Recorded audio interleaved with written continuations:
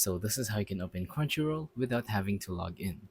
Now, if you notice in opening a browser, when you go to the Crunchyroll website and actually try to watch something, it's actually going to tell you to go to the App Store.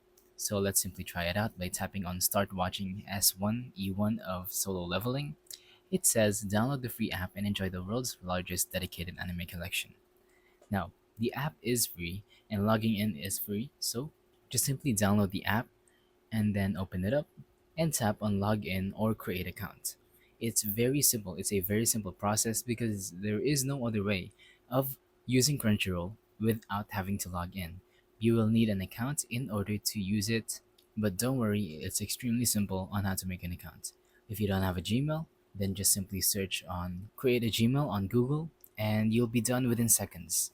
Once you do, enter your new email over here, or if you already have a past email, and then just basically create an account on Crunchyroll and start watching for free. So yeah, that's about it for this video. If you have an account already, and if you remember the password, simply tap on login and it's going to bring you to this page here. So thank you for watching.